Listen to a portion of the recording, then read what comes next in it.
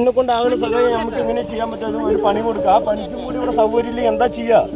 ഇത് എന്ത് ഗവൺമെന്റ് പിന്നെ മുഖ്യമന്ത്രിയുടെ അടുത്ത് പോകണതിന് അവർക്കെന്താണ്? അവർ ശമ്പളം, ഞങ്ങളുടെ ശമ്പളം തന്നെയാണ്. 1 രൂപയാണ് 5 പൈസയാണ് ഞങ്ങളുടെ ശമ്പളം കൊണ്ട് തന്നെ അവർ ജീവിക്കുന്നത്. ഞങ്ങൾക്ക് പണിയെടുക്കാണ്ട് കഴിയില്ല. 27-ാം തീയതി ശനിയാഴ്ച BJP നടത്തുന്നൊരു സമരം പുതുക്കോട് പഞ്ചായത്ത് ഓഫീസിന് മുന്നിൽ നടന്നിരുന്നു. അതായത് റിപ്പോർട്ട് ചെയ്യുന്നതിന് വേണ്ടിയാണ് നമ്മുടെ വാർത്തയിൽ റിപ്പോർട്ടർ എന്ന നിലക്ക് മണപ്പാടം കോറിയുടെ വിഷലെടുക്കാൻ വേണ്ടി ഞാൻ അവിടെ ചെല്ലുന്നത്. മണപ്പാടം മലങ്കാട് കോറിയുടെ വടക്ക് വശത്തുള്ള പാടത്ത് ശ്രീ ജയനാരായണൻ എന്ന് പറയുന്ന അദ്ദേഹത്തിൻ്റെ കൃഷിയിടത്തിൽ സ്ഥിരമായി പണിയെടുക്കുന്ന കുറേ സ്ത്രീകൾ തൊഴിലാളികളെ കൂടി കണ്ട് അവരുടെ വിഷലെടുക്കുന്നതിന് വേണ്ടി പോകുമ്പോഴാണ് ഈ കാഴ്ച കാണുന്നത്. ജയനാരായണൻ വളരെ ശോഭിച്ചാണ് നമ്മളോട് സംസാരിച്ചത്. അദ്ദേഹത്തിൻ്റെ വിഷമവും സങ്കടവും ഒക്കെയാണ് നമ്മളോട് പങ്കുവച്ചത്. കാരണം ആരോടൊക്കെ പറഞ്ഞിട്ടും ഇതിൽ പരിഹാരം ഉണ്ടാവുന്നില്ല എന്നുള്ളതാണ് പുള്ളിയുടെ പരാതി. ഏതൊക്കെയോ സമിതികൾ, ജനകീയ സമര സമിതികൾ, മറ്റിതര സംഘടനകൾ, രാഷ്ട്രീയ പാർട്ടികൾ ആരൊക്കെയോ സമരം ചെയ്യുന്നു. പക്ഷേ കോറി ഇപ്പോഴും ഇവിടെ നിർബാധം പ്രവർത്തിക്കുന്നുണ്ട്.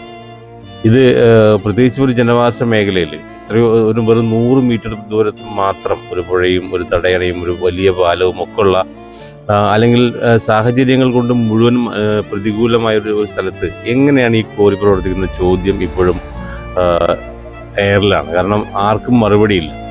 എല്ലാ വിഭാഗം വകുപ്പ് മേധാവികൾക്കൊക്കെ പഞ്ചായത്തും വില്ലേജും ഉൾപ്പെടെ ജിയോളജിയും ഉൾപ്പെടെ എല്ലാവർക്കും ഇതുമായി ബന്ധപ്പെട്ട പരാതികൾ നൽകിയിട്ടുണ്ടെങ്കിലും ആർക്കും ഒരു വ്യക്തമായ ഉത്തരം നൽകാൻ, എല്ലാവരും പരസ്പരം പഴിചാരി കുറ്റപ്പെടുത്തിക്കൊണ്ട് പിന്മാറുകയാണ്.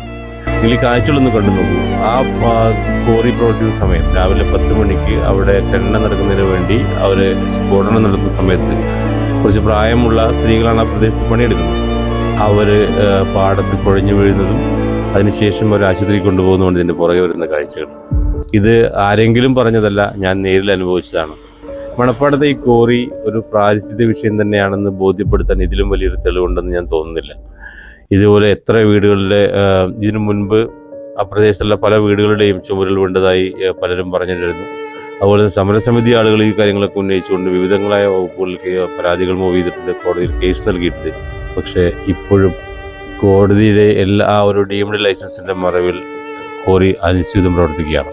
തൊട്ടടുത്തുള്ള ഭവൻസ് സ്കൂള്, അതിന് തൊട്ടടുത്തുള്ള അരങ്ങാട്ടുകടവ് പാലം, അതുപോലെ തന്നെ കുളയേക്കാട് പാലം, അങ്ങനെ എണ്ണിയാലൊടുങ്ങാത്ത സർക്കാർ സ്ഥാപനങ്ങളും സ്വകാര്യ സ്ഥാപനങ്ങളും ഒക്കെ ഉള്ള ഒരു പ്രദേശത്ത് അതിഭീകരമായ ശബ്ദത്തിൽ ഇങ്ങനെ സ്ഫോടനം നടത്തി ഒരു കോറി പ്രവർത്തിക്കുമ്പോൾ